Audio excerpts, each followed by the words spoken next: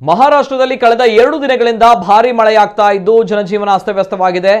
ರಾಜಧಾನಿ ಮುಂಬೈಯಲ್ಲೂ ಭಾರಿ ಮಳೆಯಾಗ್ತಾ ಇದ್ದು ರೈಲು ಸಂಚಾರಕ್ಕೆ ವಾಹನ ಸಂಚಾರಕ್ಕೆ ತೊಡಕಾಗಿದ್ದು ಅನೇಕ ಪ್ರದೇಶಗಳು ನೀರಿನಿಂದ ಆವೃತವಾಗಿದೆ.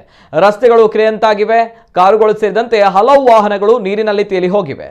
ಸಂಚಾರ ವ್ಯವಸ್ಥೆಗೆ ಅಡಚಣೆ ಉಂಟಾಗಿದ್ದು ಉಪನಗರ ರೈಲು ಸೇವೆ ಸ್ಥಗಿತಗೊಳಿಸಲಾಗಿದೆ ಎಂದು ರೈಲ್ವೆ ಅಧಿಕಾರಿಗಳು ತಿಳಿಸಿದ್ದಾರೆ.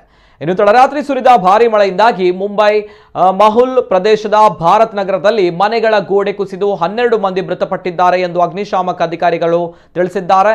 ಇನ್ನು ಒಟ್ಟಾರೆಯಾಗಿ ಮುಂಬೈನಲ್ಲಿ ನಿರಂತರವಾಗಿ ಸುರಿದ ಮಳೆಯಿಂದಾಗಿ ಇದುವರೆಗೆ 15 ಮಂದಿ ಮೃತಪಟ್ಟಿದ್ದಾರೆ ಎಂದು ಅಧಿಕಾರಿಗಳು ಮಾಹಿತಿ ನೀಡಿದ್ದಾರೆ. ಇಂದು ಮುಂಜಾನೆ 1 ಗಂಟೆ ಸುಮಾರಿಗೆ ಗೋಡೆ ಕುಸಿದಿದ್ದು ಗಾಯಗೊಂಡ ಇಬ್ಬರನ್ನ ಸಮೀಪದ ಆಸ್ಪತ್ರೆಗೆ ದಾಖಲಿಸಲಾಗಿದೆ. ಸತತ ಮಳೆಯಿಂದಾಗಿ ಮುಂಬೈನ ವಿಕ್ರೋಲಿ ಉಪನಗರದಲ್ಲಿ ಮುಂಜಾನೆ 2:30ಕ್ಕೆ ಭೂಕುಸಿತ ಸಂಭವಿಸಿದೆ. ಇದರಿಂದಾಗಿ 5 ಗುಡಿಸಲುಗಳು ಕುಸಿದಿದ್ದು 3 ನಿವಾಸಿಗಳು ಸಾವನ್ನಪ್ಪಿದ್ದಾರೆ ಎಂದು ಅಧಿಕಾರಿಯೊಬ್ಬರು ತಿಳಿಸಿದ್ದಾರೆ.